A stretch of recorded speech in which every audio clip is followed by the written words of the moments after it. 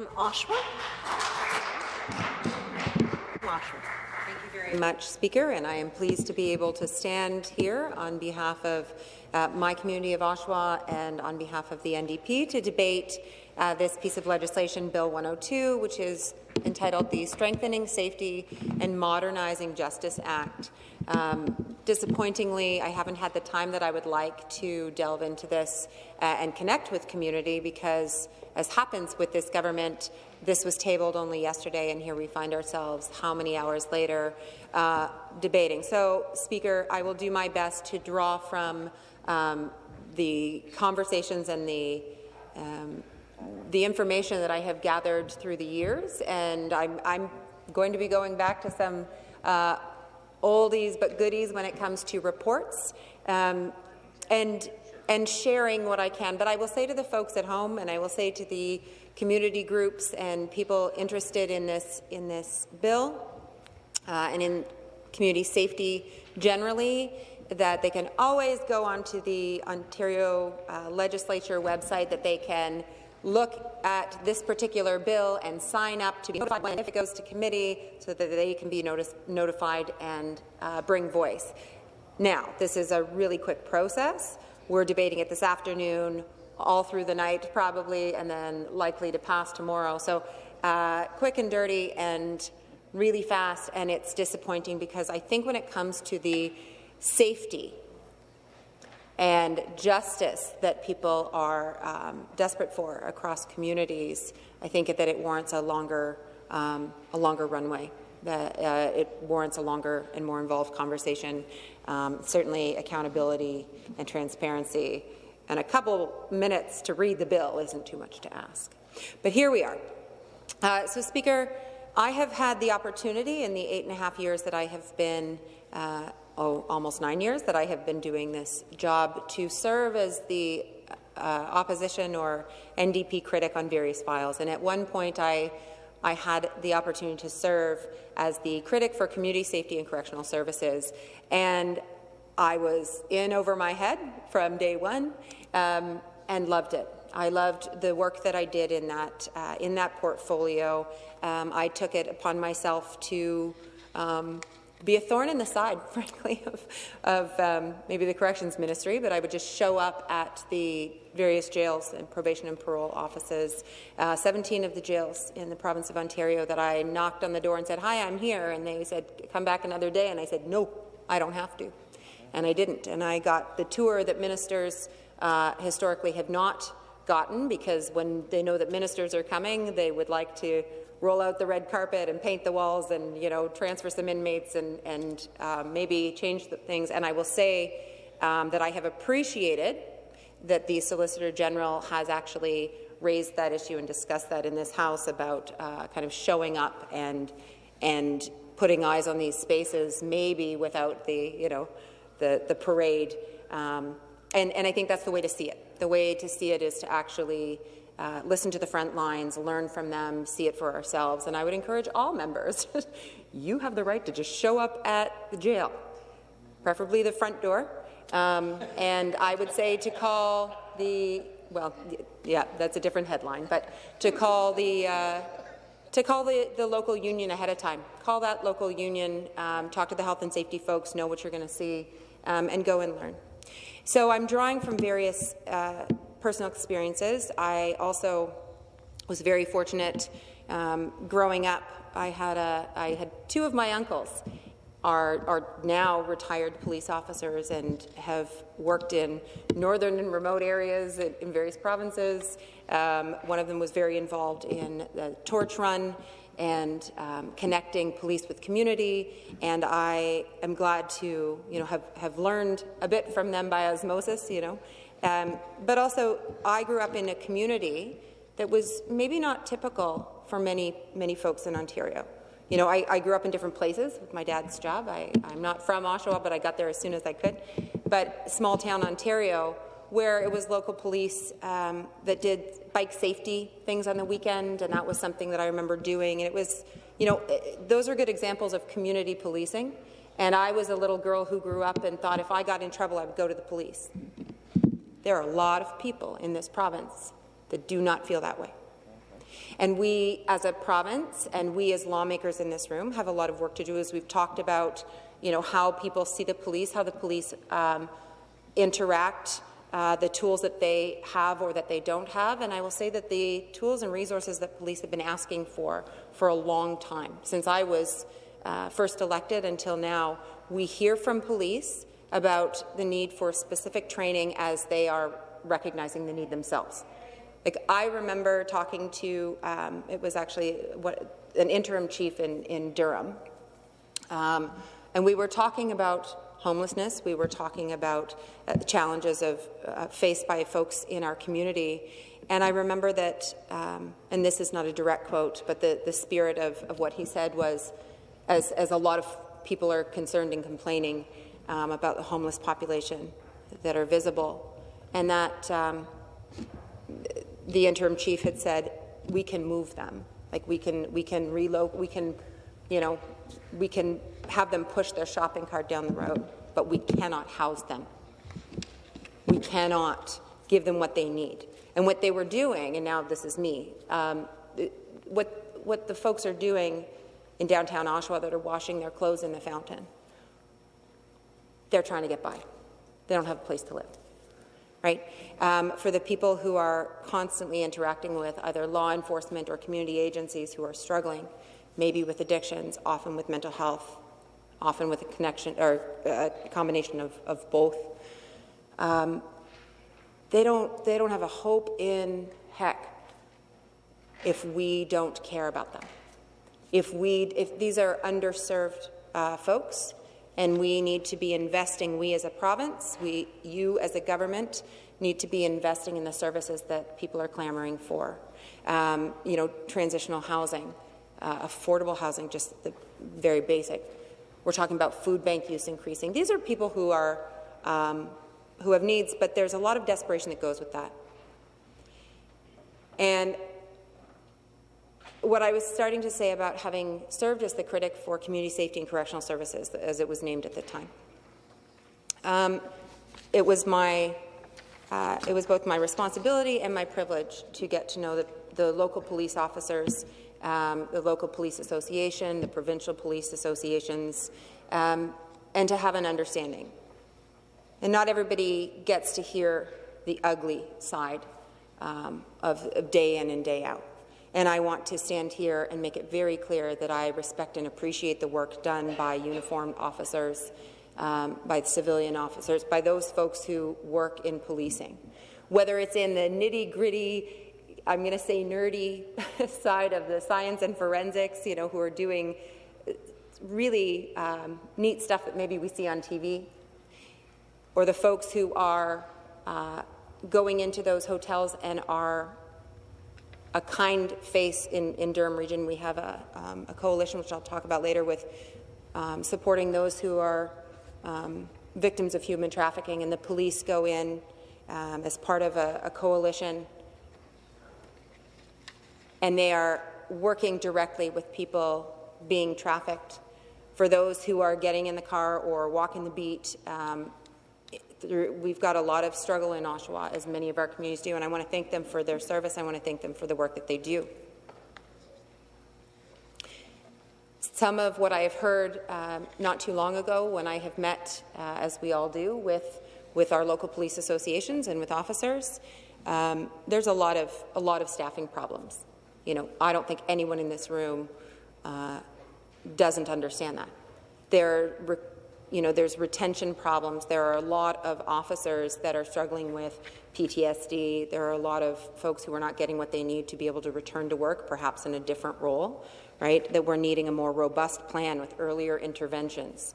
When it comes to the officers actually out in the community, Speaker, they're getting stuck sometimes in hospitals, right? That ambulance offload challenge that we all talk about, we know that we run out of ambulances, right? Because there isn't the staffing, there isn't the space, there isn't the support that we need in the hospitals. Well, the police officers are finding the same thing.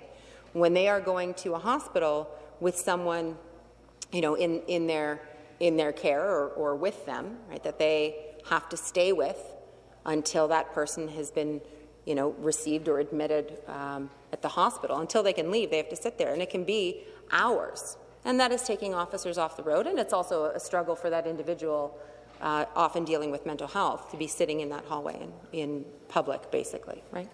So there are better ways of doing things. If the government were really looking at strategies to deal with the mess in hospitals, that's also a piece of this. I hope that the government is listening to the experience of the frontline officers and pulling out some other pieces and how it connects more broadly, like I said, with healthcare in that regard. Something else that we had heard from police in our community, staffing problems in the 911 centre. These are folks that are behind the scenes, literally answering the phone when we call in an emergency. And it is traumatizing. And I don't use that word lightly. It is traumatizing.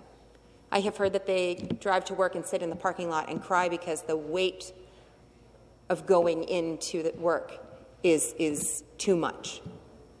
So when folks are struggling in all nooks and crannies of law enforcement, how are we supporting them? What is it that support looks like? We've got a lot of the experienced, I'm going to say veterans, experienced police who have learned a lot along the way, have seen a lot, more than I can possibly imagine. And they are leaving, taking commuted value, and they're leaving. So we do recognize that we've got to have strategies for, recruiting and retaining. But when we recognize that we recognize that as a priority, we also have to have a really good plan for what that looks like to ensure that the officers coming in have what they need to be successful, have what they need so that the other officers that they're working with are able to work with them and everyone is safe. And I went back in time because, like I said, this bill just dropped yesterday afternoon, and surprise, we're debating it today and tonight and done tomorrow, and quick as they can get it done, let's get her done. So I went back to some older reports, but like I said, oldie but a goodie. And this is from Police Encounters with People in Crisis, and it was a 2014 report, Judge Yakabuchi report recommendations. And this was to the Toronto Police Service. And I'm going to read just a few of them, because while we're talking about staffing and recruiting of officers, while we're talking about what police forces need and can look like, one of the recommendations, recommendation number 7, selection of police officers, and this was about recruit attributes. It says, so the recommendation is that the TPS, so the Toronto Police Service, give preference or significant weight to applicants who have A, community service, engaged in significant community service to demonstrate community-mindedness and the adoption of a community service mentality. Community service with exposure to people in crisis should be valued. B, applicants who have mental health involvement, past involvement related to the mental health community, be it direct personal experience with a family member, work in a hospital, community service, or other contributions, and C, higher education, completed a post-secondary university degree or substantially equivalent education. And at the time, the TPS said that they concur, that they will, quote, continue to actively recruit the best available applicants who have community service, mental health involvement, and higher education. Typically, 80% of recruits hired by the service hold post-secondary school education credentials. They go on to talk about specific educational programs that teach skills which enable a compassionate response to people in crisis, such as nursing, social work, and programs related to mental illness. This is what they were recommending in terms of recruiting and selecting police officers. Also, it says, recommendation that TPS directs its employment unit to hire classes of new constables that, on the whole, demonstrate diversity of educational background, specialization, skills, and life experience, in addition to other metrics of diversity. It was interesting, actually, Speaker, to look at the TPS, the Toronto Police Service, and their comments on these recommendations. I wanted both sides of it, and they concur. And interestingly, at this time, this is 2014, so yes, it goes back a bit. And they said of the 226 recruits hired in 2014, 86.7% have a post-secondary school education, 55.3% speak a language other than English, 28.8% speak 2 or more languages other than English. In the January 2015 graduation class, 3 members held doctorates, 1 in the field of health science. Selection process is now probed for those characteristics through documentation, credentials, references, and interviews. It's been an interesting read to look at the recommendations from various reports, right? I think we know that they all are sort of saying the same thing, that it matters when a police officer is interfacing with an unknown situation, when they are interfacing with someone struggling with mental health needs, that you want officers to have the training, the life experiences they had pointed out, diversity of background and relatability, all of those things are optimal. So if we're moving towards not having that, I would really encourage this government to make sure that the training, that they are investing in training that stays in this area, that looks at mental health training for officers, but also a big part of the recommendations in this report, but in others, and again, this was from Police Encounters with People in Crisis. A lot of the recommendations are about supporting the police and their mental health. An officer who responds to 4 baby deaths in a career, what does that do to someone? And if we are not supporting those officers, or if they are, if there's a way, if the psychological pieces don't fit anymore, and that officer is expected to just keep going, and there isn't, that layered support, early intervention, all the way along, the check-in, if they're able to be brought back to serve, because that's a big part of identity for anyone who puts on a uniform, right? There's an identity piece there. So is an officer going to, I'm going to be flip here, put up their hand and say, I'm not okay, when it risks their uniform, when it means that they can't be a police officer anymore? I don't know. So, working with police and figuring out what it looks like for that officer who says, I need support, I need help, I'm not okay, and I am not safe to go out in the community, the state that I am. Or to have someone else, assess that. Is there a place for them in policing? And what could that look like? Okay, so these are things that we hear from front lines, we hear from police, and nobody in the community wants an officer to show up in an emergency that is unwell, right? Speaker, I am going to take a moment in this last second and say that I have here the Durham Region's human trafficking model, and I've shared this almost entirely in this House before. I'm on the record about human trafficking, and I'm very pleased that I participated in a ride-along with members from the Human Trafficking Coalition as well as the Human Trafficking Division, the officers in Durham Region, and it's really a remarkable strategy that they're implementing. It really is a remarkable setup in terms of that collaborative approach. I went on a ride-along with the officers. I got to see behind the ugly, ugly, ugly scenes of human trafficking to some extent. But I got to go into a situation with a worker from a women's shelter who works together with police. I got to go in with Carly Church, who is just a tremendous resource in this province. She's a human trafficking crisis intervention counsellor. I think she is, if not the first, one of the original to really have a huge impact. And it was together with the police, but supported that survivor in a way that that made them not only feel safe, but has increased the number of times that a human trafficking victim will testify or will give information because it is working with community agencies that support them. And so in this bill, Speaker, it deals with the judiciary in Schedule 3, and much of what we have heard is that judges and folks in the judicial system are slow to understand this. When it was first new, it was a mess, and it continues to need work. I'm glad to see that there is specific training that will continue to be developed for those folks, and there's, of course, work to be done. Thank you, Speaker.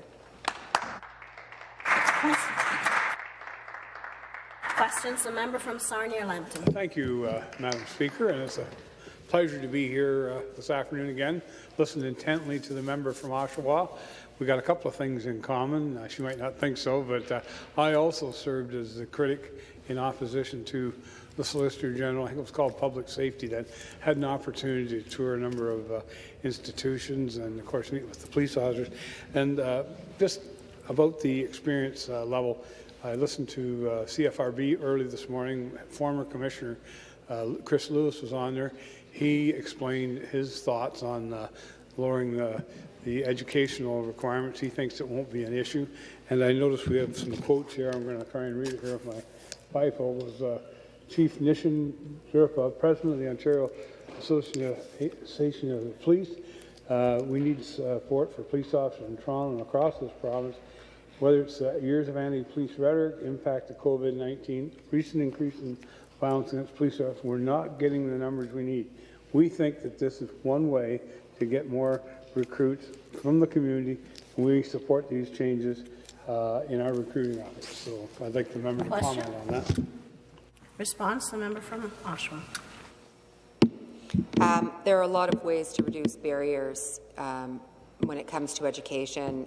Interestingly, I'm holding here a report about OSAP, and yours is a government that switched from provincial grants to loans, that we went from 80% or 95% when you took office number of grants, and now it's only 80%, 20% are loans. We're seeing more people have bad debt. They can't pay it back. Like, people can't afford to get the education. So I understand that, we're dealing with staffing shortages, but also, let's open up access to education broadly, because some of what I read in terms of the recommendations are that diversity of experience in education, that folks who come from compassionate fields, whether they be nursing or whatever, they are valued in policing, right?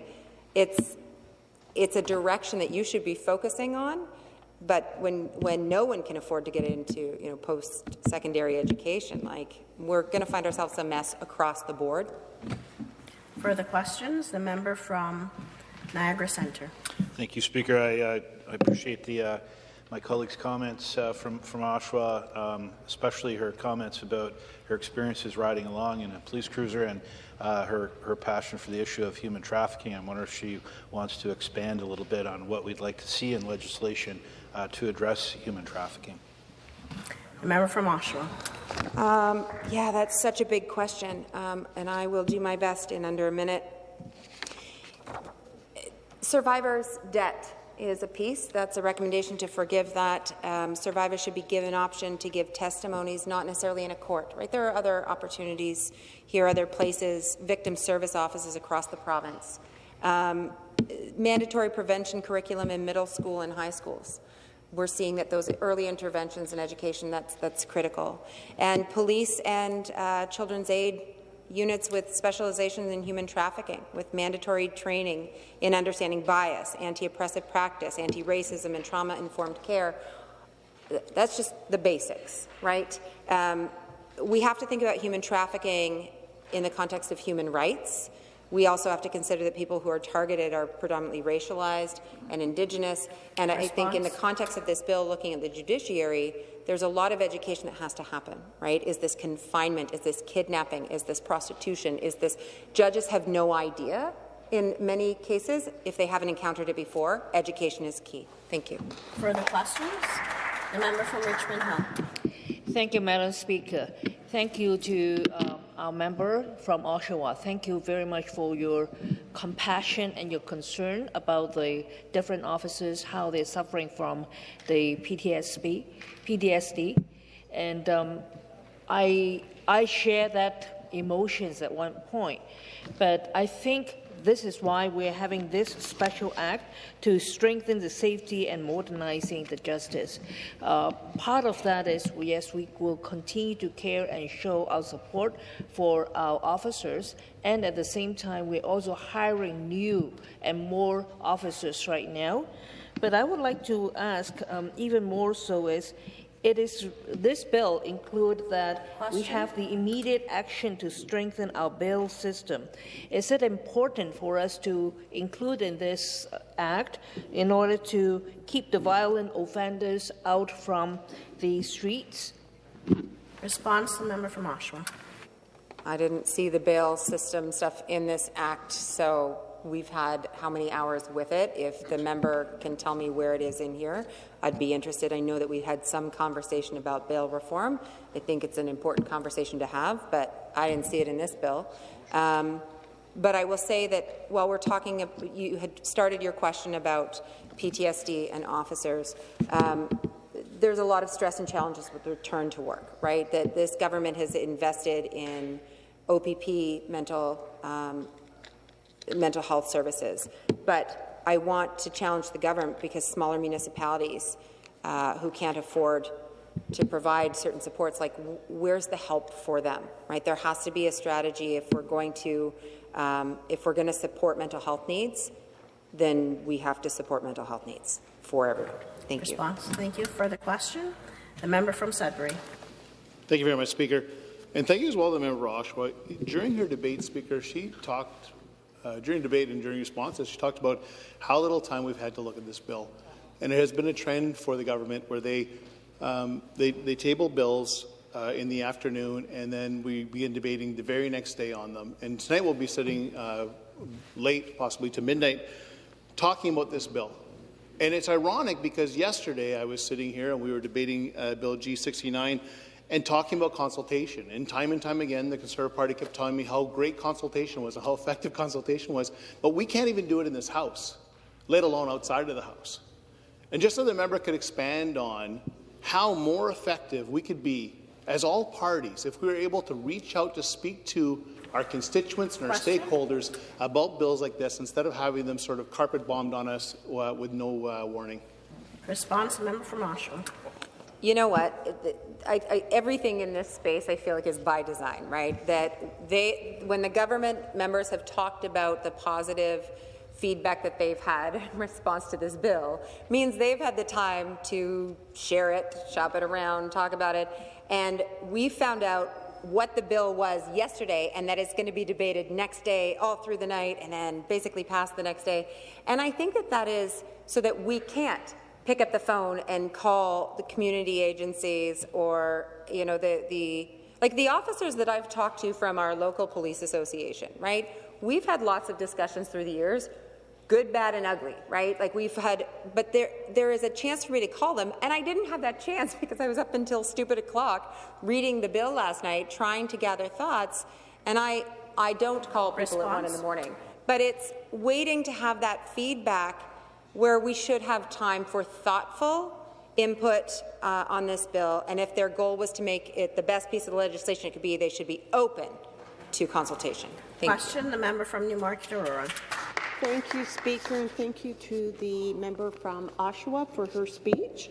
And I just wanted to point out that the proposed legislation has received approval and support from many policing stakeholders. Specifically, and I quote, the Toronto Police Association welcomes the Ford government's investment in community safety and policing. The public has lived with the consequences of an inadequate bail system for far too long, and the resources announced today means our members will be able to focus their efforts on proactively monitoring violent offenders who wreak havoc on our sense of safety, said Ron Reid, president of the Toronto Police Association. We have long advocated for this support, and we will continue to work with the provincial government on the changes that will keep our communities and our members safe. Thus, my question to the member from Oshawa, will you agree with us and support this bill because frontline personnel do keep Ontarians safe, and by supporting Strengthening Safety and Modernizing Justice Act, as the John Reid noted, President of the... Thank you. From the member from Aurora Newmarket, Aurora, the member from Oshawa. There's nothing about bail in this bill. It's like there isn't. The fact that the government has talked about bail reform, that's a separate issue. But the correctional officers, the probation and parole folks, police, they all know that things are broken. Like there are a lot of warrants that just sit there and nobody's able to go and look for them. We don't have what we need to do that and to keep people safe. So maybe the government would like to focus on that, maybe in their next bill. But when any one of us talks to an officer, I would say that they're going to hear that they are frustrated